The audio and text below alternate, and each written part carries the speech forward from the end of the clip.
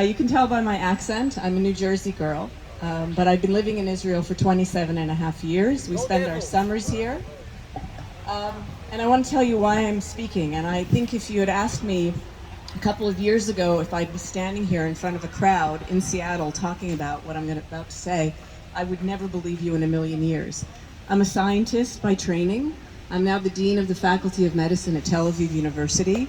And we pride ourselves, we pride ourselves on being apolitical, on doing our work, taking care of health, making sure we're educating the next generation in the health professions, scientists who are going to do research, who are going to take Israel to the next levels and bring all the breakthroughs that have made us all so proud of Israel today.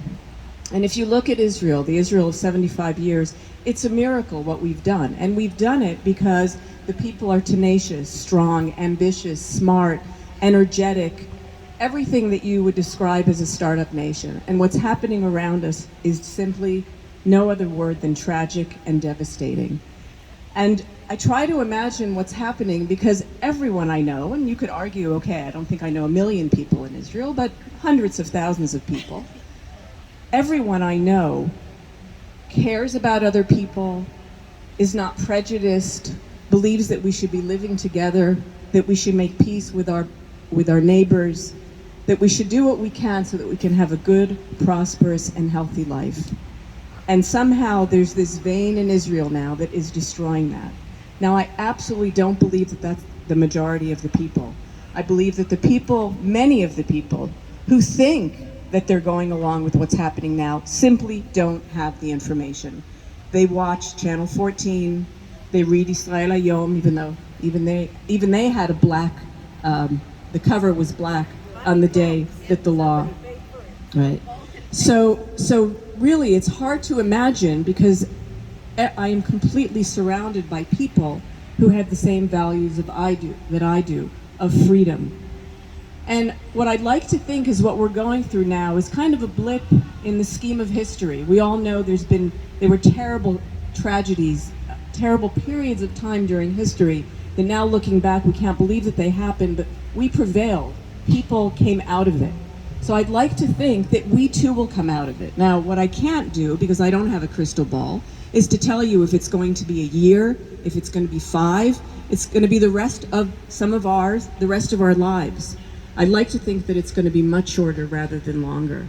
But what's so important, and that's why I really want to thank all of you here from the bottom of my heart for being here, is that you continue supporting Israel. If people like you give up, if you become disgruntled, if you say, forget it, nothing we do is going to make a difference, or because a lot of the things that we're doing in Israel are absolutely terrible, and many of us think that they're terrible. If you think that that is Israel, it's not. And without your support, and without you fighting with us and for us, then we really will go down the drain. And so we absolutely all have to believe that this fight is important, that we don't give up, that we don't do what happened the last election and say, I'm not going to bother voting. It's not going to make a difference what I vote. And that was such a mistake, because if the people who are out there in the streets now, if they had gone to vote, we would not be in this situation today. Now, it's nothing short of a miracle that after 30 or 31 weeks, people are still out there. Unfortunately, the fight is getting harder and harder, and the laws that they're trying to pass are getting harder and harder.